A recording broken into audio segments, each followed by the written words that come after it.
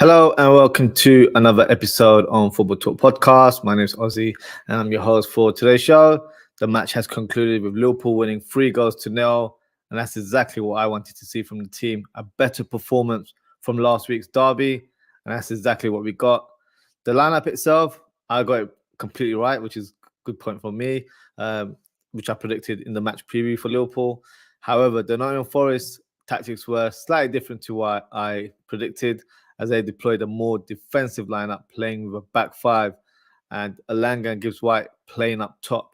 So let's discuss the key moments of the game, and then I'll do a player ratings for Liverpool. By the way, this is a call-in show, so if you'd like to come on, make an appearance and have your say, the link is in the description.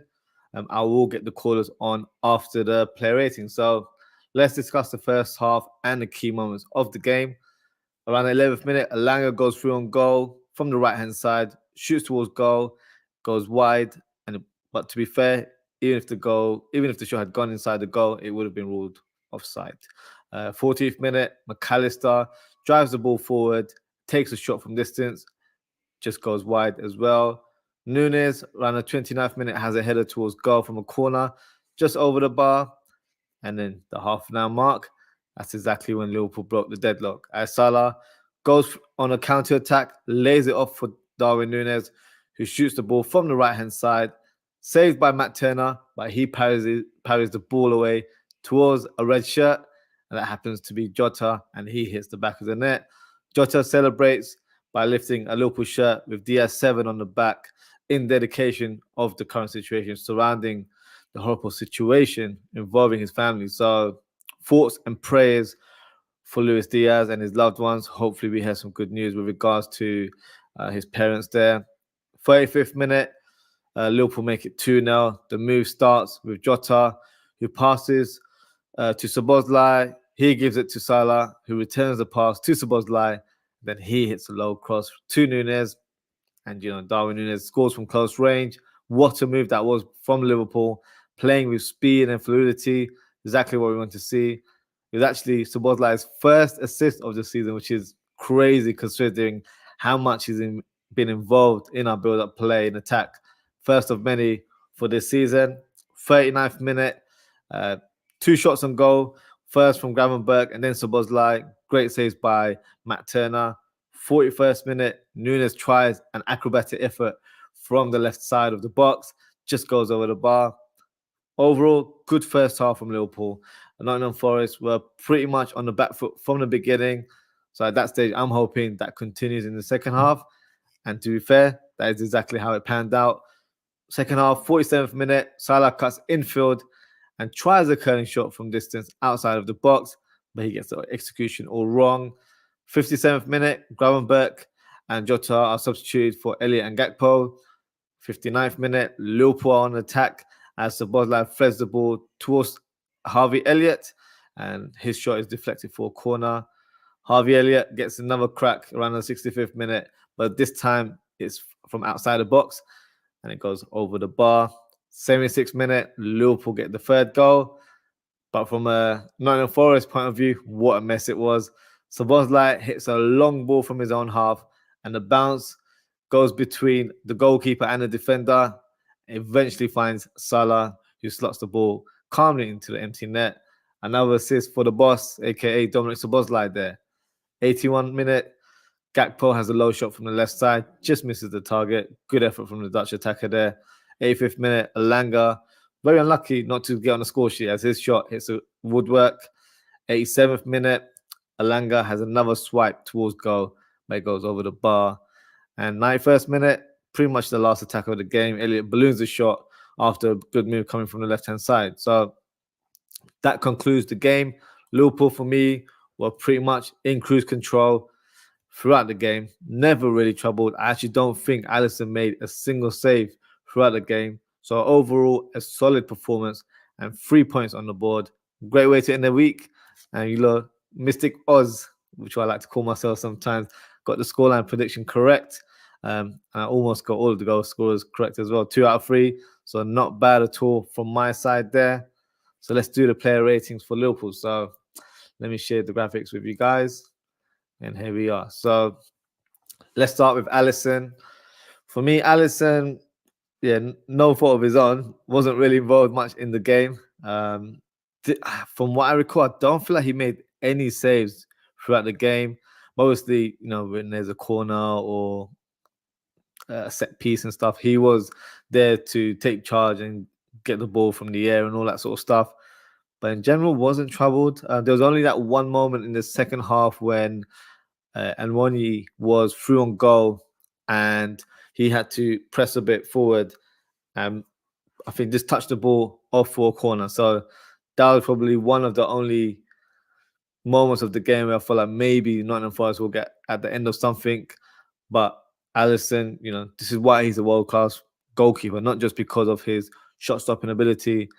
It's his focus during the game as well. A lot of goalkeepers, this is what separates from the good goalkeepers and the best, is that they lose focus during games because they haven't been active. So with Alisson, he can pretty much make no save whatsoever, but has to make one in the last minute of the game, and he's always ready for that situation. So that's why he's elite, and that's why he's above the rest, in my opinion. So with the ranking for today, I can't give him a very high ranking due to the fact that he wasn't involved much. So I'm just going to give him a solid 7 out of 10.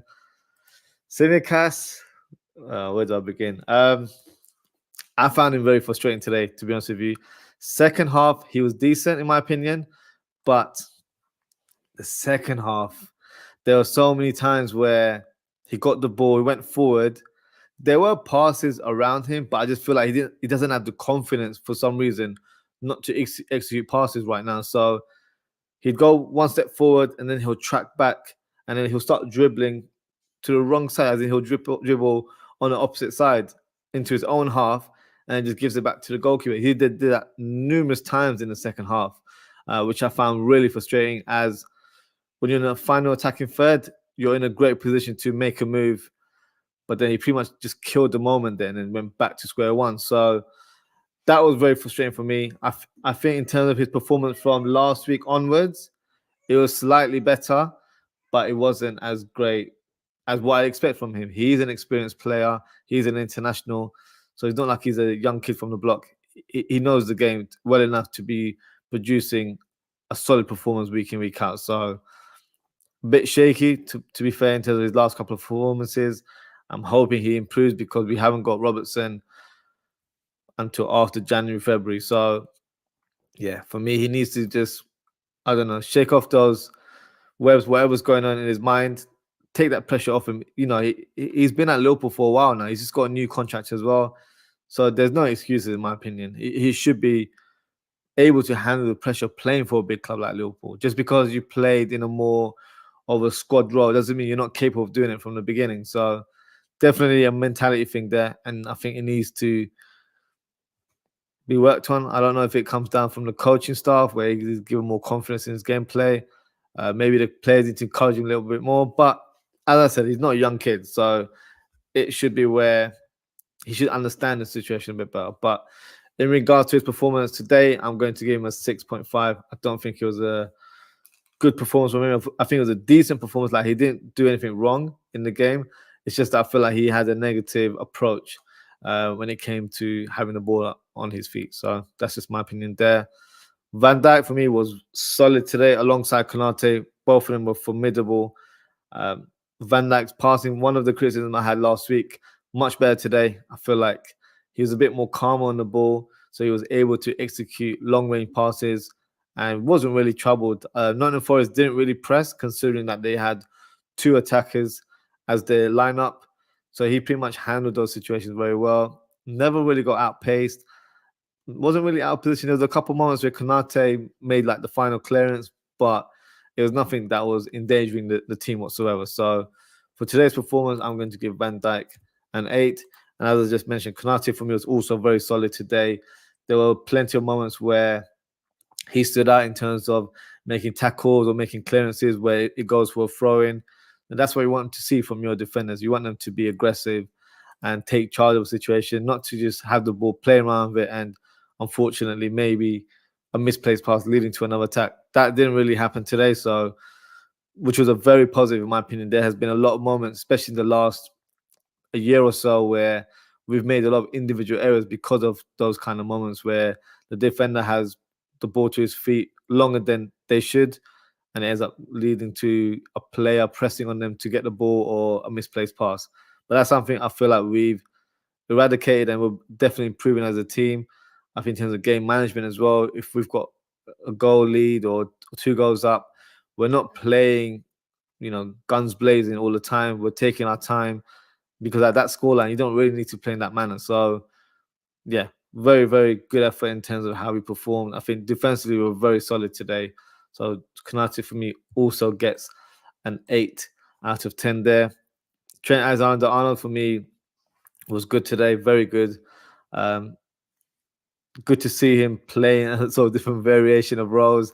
He was a inverted fullback at times. He was even a right wing at times, just the way he was positionally playing, and then right back obviously as well. Very much involved in a lot of our moves today. Good on the ball, even on one-on-one duels. I think Elanga tried to attack him quite a few times on that their left-hand side. Yeah, handled it with ease today. So yeah, very, very solid performance from Trent Alexander-Arnold as well. And for me, he gets an 8 out of 10. In terms of the midfield, McAllister, for me, was good today. In terms of nitpicking as well, there were a couple of times where he gave the ball away. But I feel like today, I think his pass rate must be very high because he hardly gave the ball away. I think he did his best to try and make things happen as well. So very, very solid performance. Very impressed with him today. I know it's not his natural role, but he's getting equipped to it, and I feel like he's producing good performances for the team. So for today, I'm going to give him a 7.5 out of 10.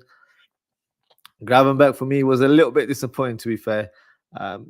Wasn't as impactful as he was midweek, but today it might just be the fact that he's playing more games than he's used to, because you do have to take into consideration that when he was at Bayern, he hardly got any game time. At Ajax, he was a first-team player, so he's used to playing week in, week out, used to playing 2-3 games a week. But because he's been pretty much inactive for the last year or so, I think he's still trying to find that rhythm, trying to find that engine within himself. So I feel like it will come in due time. He wasn't bad or anything to that imagination. He just wasn't as impactful or as lively as he was against Toulouse in the Europa League. So not decent performance. But yeah, I'm expecting more from him as he's shown some great promise so far this season. So I'm going to give him a 7 out of 10. Szoboszlai, what a performance from him as always. Yeah, I feel like I still sound like a cassette player when I talk about Szoboszlai. He was phenomenal today. I didn't realize he never had a assist to his name this season, considering how much involved he is in our attacking build-up play. But today he managed to notch up 2 assists, so that's 2 to his tally. More to come, definitely. I could definitely see him being one of the top-end, top playmakers of the Premier League this season. And today, yeah, he was phenomenal. He was everywhere, to be fair. I know in terms of formation-wise, you can see him on the right side of midfield, but he was on the left side, right wing, left wing, even pressing up top sometimes. He was everywhere. He has such a great engine on him. We always applaud players that have that engine. So, we've had the likes of Henderson in the Liverpool ranks over the years. But with Szoboszlai, it's just a different kettle of fish. He is a player with the same type of engine, but technically gifted and can just do everything on the ball. He's a complete midfielder. So very pleased that he's a Liverpool player, someone I really wanted. And, we're seeing what a phenomenal player he is. And yeah, I think it's just the beginning. I think there's more to come from Dominic Szoboszlai, which is an exciting prospect for us Liverpool fans. Today, I'm going to give him a 9.5. And obviously, it's the man in the match when you've got a high ranking like that. So add a star to his name. And up top, pretty much got all the goal scorers there. So Mo Salah, for me, was good. It showed good moments, especially start of the game, was really involved in terms of trying to make things happen. So yeah, very, very impressed with him. Obviously, his goal as well, took that very well. So yeah, definitely a good performance from Mo Salah. So I'm going to give him an 8.5 out of 10. Here we go. And then Nunez as well. Nunez was very impressive for me today. Obviously, the goal was an easy goal for him to score, but with Nunez, those goals can be a miss sometimes. But having said that, his overall game was fantastic. What really impressed me was actually the link-up play, holding the ball, but then laying off the ball to other players, where it wasn't just a simple pass. He would dink the balls in the air, especially towards Mo Salah, and showed a great variation in his play to him. So no, very, very, I'll say a mature performance from him. And yeah, I think, he's causing all sorts of havoc, but he makes space for players around him. So that's why I feel like with Nunez, the more he plays, the more chances we get as a collective. And hopefully he gets on the end of opportunities and gets on the score sheet himself. So today he managed to do that. So today he gets an 8.5 for me as well. Jota for me was very good today. I know he got substituted around the hour mark, but in terms of the first half, I feel like he set the tempo for the team in terms of pressing, but even just the way he was playing as well, drifting infield sometimes, where the players went to change, so you get Nunez on the left-hand side on occasions. And then it was just great in terms of how he was playing it, in terms of his urgency on the ball, trying to make things happen. And obviously he got his goal. He was the first goal scorer of the game. And nice touch in terms of the celebrations, showing solidarity for Luis Diaz. So obviously our thoughts and prayers are for him and his family. Hopefully we hear some good news in due course. So in terms of his performance, very impressive with him. He's on a goal scoring streak right now, so long may it continue. So he gets an 8.5 out of 10 as well. So in the comments, let me know what you think in terms of my ranking there. Have I been harsh? Have I been harsh with Tsimikas, giving him a 6.5? Should szoboszlai have gotten 10 out of 10? I probably gave him 9.5 just because if he had gotten a goal, then, that's the complete performance there. But 9.5 is still very, very high. So do let me know in the comments what you think in terms of my ranking. And just going to check if you have any comments. So we have a comment here from Madison Smith. Thank you for your comment, Madison. Is Sheffield United getting more than 12 points this season? At this stage, I'm not too sure. They haven't notched up a win at all. Let's look at the table right now. How many points do they have? They've got 1 point. At this stage, no, it's not looking like they will get more than 12 points. Jokes aside, but it's not looking good for them. They're just not able to compete right now. They're not able to score many goals. I know they've scored, how many goals? It's 7 goals so far, which is the lowest, I believe, in the league. We've got teams like, who's got the highest? Aston Villa, Newcastle have 26 goals to their name. So they're the highest goal scorers of the league. But they've conceded 29 goals. So that pretty much tells you what type of team they are. They concede a lot, but they can't score goals. And yeah, I do worry for them, to be fair. Obviously, they would have been favourites to have gotten relegated by a lot of teams anyway, but they're not really showing much of a fight, in my opinion. So yeah, if you're a Sheffield United fan, very, very worrying times for you right now. Just got a comment here from Sideline Football Show. Big up Ozzie, big up yourself as well. Thank you for your comment. As I can see, there's no callers today. That's a wrap up for tonight. So thank you for everyone for tuning in. Thank you to Madison and Sideline Football Show for your comment. Appreciate it as always. If you haven't already, please don't forget to like, comment, share, and subscribe. Next show will be tomorrow, as I will be doing the Match Week 10 review.